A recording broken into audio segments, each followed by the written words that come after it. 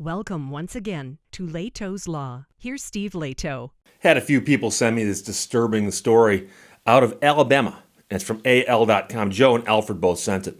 Headline, man having a heart attack at Dollar General, arrested and put in county jail later, died, according to a lawsuit. So the lawsuit's been filed. Those are the allegations. Sarah White's Kodachek wrote this for AL.com. A man named Jeremy Lee Thompson was in his Honda Accord outside a Dollar General in South Alabama on a Sunday evening last May. He was clutching his chest and mouthing out the words, "Help me," but apparently he couldn't muster up the energy to speak. But that's what a witness said he was trying to say. So someone called and the police arrived. And at that point, the man told the police that he thought he was having a stroke. That's according to a federal lawsuit filed last month. But instead of taking him to the hospital, police booked him into the county jail, dropped him in a restraint for an hour and a half, and gave him ketamine, which cost him his life, according to the lawsuit. The complaint says the officers brought Thompson into the jail by supporting him as his feet dragged on the ground. And that lawsuit was filed in Alabama's Middle District Federal Court last month. The suit names two City of Geneva officers. Attorneys for the defendants have not yet filed an answer to the complaint. An attorney for the two officers did not respond to a request for comment. So we don't know what the police are going to say in their defense. After the man was finally taken to a hospital, according to the complaint, he was pronounced dead from a heart attack. An autopsy report, according to the suit, later stated the cause of death as toxic effects of methamphetamine. But again, there's a lot of confusion over this.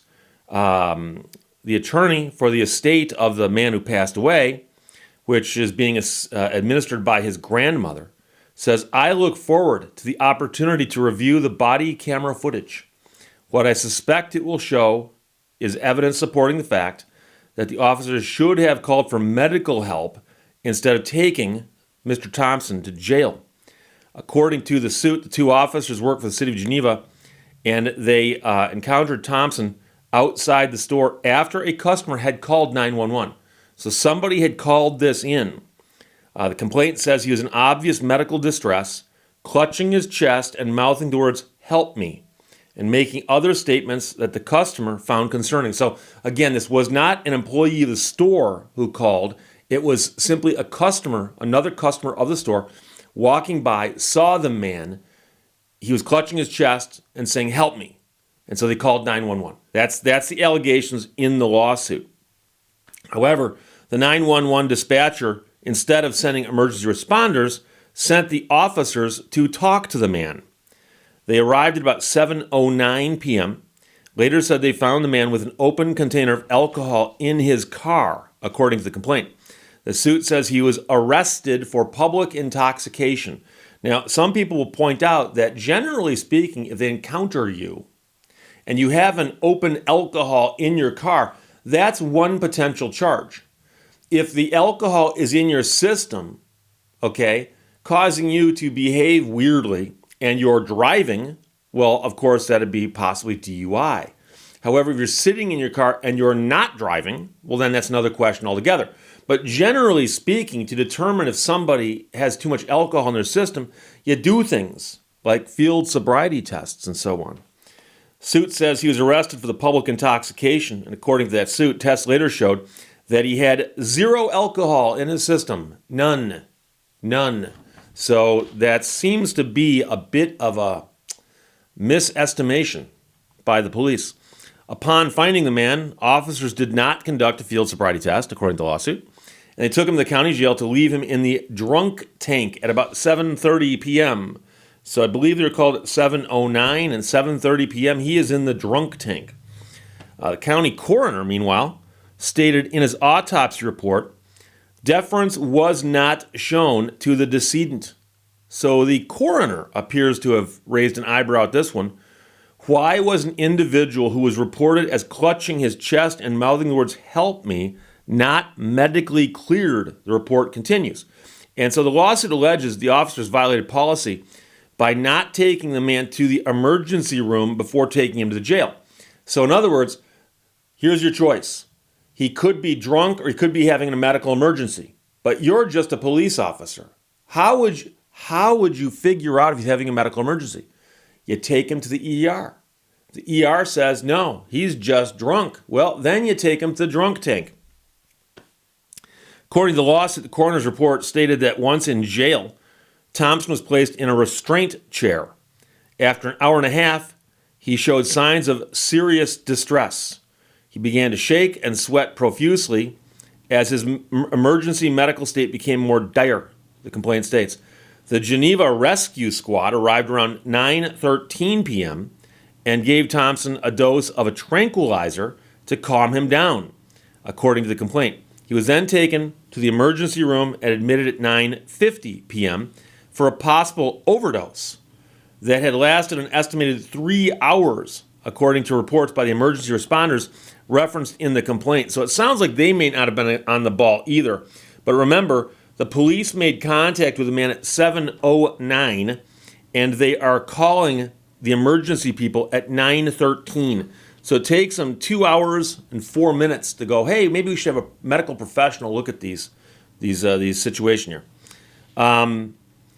At the hospital, he was diagnosed with a heart attack. By 11:05, his heart rate had slowed and he'd stopped breathing. Medical workers attempted to resuscitate him, but it was not possible, and he was pronounced dead at 11:20, according to the complaint. So he did show up at the hospital, and he was there for a little over an hour, maybe an hour and a half, before he passed.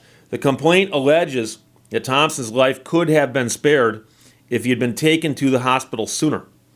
The suit alleges the officers violated the 14th Amendment by their indifference to his serious medical need. His estate is seeking legal fees and compensation. And so, a lot of people are going to say, but Steve, if the people at the hospital had done their job right, I mean, they had him for a while too, right? Yeah, but you know how medical emergencies are. The faster you get to the hospital, the more likely you are to have a better outcome, generally speaking.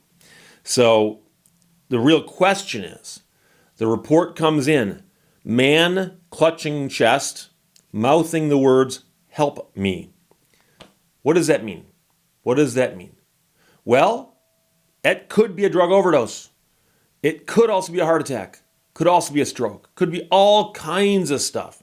And unless you're a medical professional who is, qualified to make that determination, maybe you should find one that is a medical professional to make that determination for you before you make the decision, take him to the drunk tank or take him to the ER. And this reminds me of a story, and it was widely publicized at the time, but there was a situation in a city in Michigan where late at night, a couple was driving along and they encountered a man. They saw a man by the side of the road kind of laying next to the curb. And so they stopped their car because it's kind of late at night, and the man was injured, and it looked like he'd been hit by a car. So, possible hit and run victim. So the couple are talking to this guy, and he says, in essence, I believe he said, I'd been hit by a car. But they came to the conclusion he'd been hit by a car. And the police pull up and go, what's going on here? And there's a couple in a car who just got out of their car and talking to this man sitting on the ground. And they go, we just saw this guy laying by the curb. And the cops go, oh, he's the town drunk. You guys can leave. Well, when the cops tell you you can leave, that's actually them saying leave. So the couple leaves, and they read in the paper shortly thereafter that a man had been hit by a car and had died by the side of the road. They thought, that's strange. I wonder if that's the same guy that we encountered. Anyways, fast forward, and what had happened was, after that couple left, the police said to the town drunk, we're going to leave you here, sleep it off, but stay out of trouble. And they left. And of course, the man had been hit by a car. He may have been the town drunk, I don't know. But he'd been hit by a car. And he suffered a head injury which killed him. And a lawsuit was filed against the police. Now, here's the interesting angle here. The police encountered the man, assumed he was the town drunk, simply drunk, and left him there and did not render him aid. But the plaintiff in the case added a count and said, if the police hadn't intervened, the couple that encountered him were going to call 911. That was their plan. But when the police rolled up, they thought, we don't need to do that now. So by the police showing up, they interfered with this man's rescue. District court threw it out on appeal. It got upheld.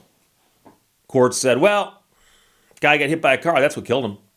So it's bizarre. And I understand that you cannot sue the police every single time they encounter somebody who dies. But you got to look at it and go, but are they doing their jobs? Again, the report is man clutching his chest, mouthing the words, help me. You'd think calling 911 would help. Didn't help in this case. So we'll see what happens.